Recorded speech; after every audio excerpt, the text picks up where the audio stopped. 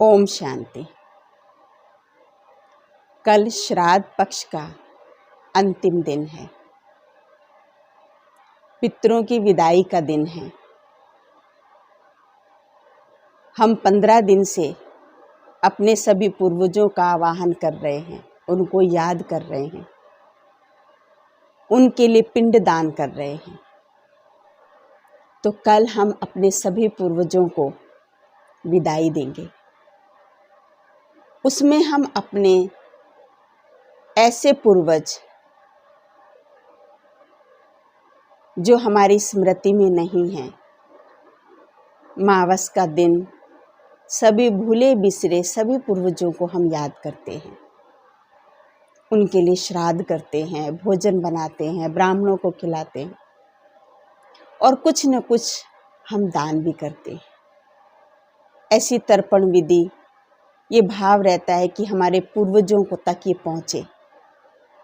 तो उस दान में हम अन्न का भी दान करते हैं, धन का दान करते हैं, वस्त्रों का भी दान करते हैं, मिठाई भी दान में देते हैं और गाय भी दे देते हैं।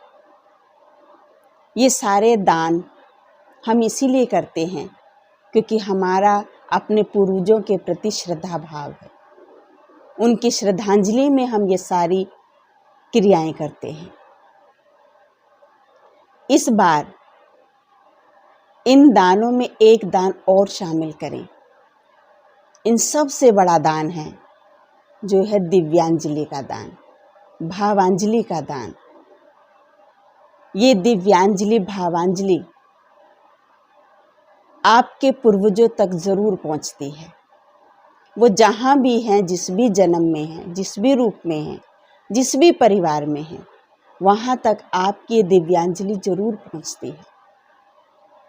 हमने श्रद्धा में जो भी दान किए, वस्तुएं दान की, उनके नाम से, उनको याद करके, वो यहाँ जो भी लोगों को हमने दी, उन्होंने उसका सुख पाया। लेकिन अगर हम दिव्यांजलि देते हैं तो वो हमारे उन्हीं पूर्वजों तक पहुँचेगी जिनको हम याद करते हैं, जिनके निमित्त हम करते हैं। तो वो दिव्यांजलि हम कैसे करें, ये दान हम कैसे करें? क्योंकि ये जो दान है ये हमारे पूर्वजों तक 100% पहुंचता है। भाव जो ऐसी चीज होती है वो कोसों दूर तक भी लोगों तक पहुंच जाती है, तो वो हमारे पूर्वजों तक भी पहुंचेगी। तो इस दान को हम कैसे करें, इस पर एक दृष्टांत हैं। किस प्रकार हमारे भाव हमारे पितरों तक पहुंचते हैं। कहते हैं कि एक संत हुआ करते थे। श्राद्ध का दिन था। उनकी पत्नी ने भोजन तैयार किया ब्राह्मणों के लिए, और वो जो सज्जन व्यक्ति थे, संत थे, वो बाहर बैठे थे ब्राह्मणों के इंतजार में। तभी वहां से एक महिला गुजरी, उनके साथ उनका एक पुत्र था। तो घर में जो भोजन बन रहा था, उस भोजन की खुशबू छोटे बच्चे को जब आई, उसने अपनी माँ को कहा कि माँ, यहाँ कुछ अच्छा भोजन बन रहा है, मिठाई की खुशबू आ रही है। तो वो सज्जन व्यक्ति जो संत थे, उन्होंने उनके भाव को समझा और वो अपनी पत्नी के पास गए। उन्होंने अपनी पत्नी से कहा, क्या तुम अपना ये भोजन दे सकती हो? वो पत्नी अपने पति के भाव को समझ गई, अपने पति की बात का मान रखा। उसने कहा, मैं क्यों नहीं दे सकती, जरूर दे सकती हूँ।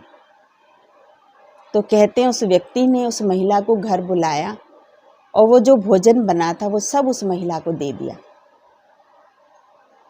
और वो महिला उस भोजन को लेकर के चली गई। तो कहते हैं उस ब्राह्मणी ने, उस पत्नी ने, उसकी ने वापस से अपनी सारी रसोई साफ की, शुद्ध की, सारे बर्तन धोए, फिर से भोजन तैयार किया और ब्राह्मणों का आवाहन किया। तो ब्राह्मण जब उसके घर में आए तो ब्राह्मणों ने भोजन स्वीकार नहीं किया। उन्होंने कहा कि तुम्हारा भोजन तो अशुद्ध हो गया है, तुमने अपना भोजन एक स्वीपर महिला को दिया है, तो इसलिए हम तुम्हारे घर भोजन नहीं करेंगे। तो वो बिना भोजन करे ही चले गए। तो कहते हैं उस संत को बड़ा दुख हुआ कि ब्राह्मण मेरे घर से बिना भोजन करे चले गए। तो कहते हैं उनकी पत्नी ने उससे कहा कि आप दुखी क्यों होते हो, आप हमारे बुजुर्गों को याद कीजिए, उनका आवाहन कीजिए, उनको निमंत्रण दीजिए और आप स्वयं बैठकर भोजन कीजिए।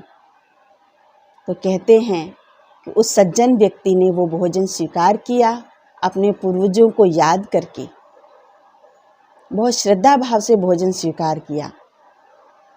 तो कहते हैं कि उनका भोजन उनके पूर्वजों ने स्वीकार किया, खाया और उनको खूब आशीर्वाद दिया।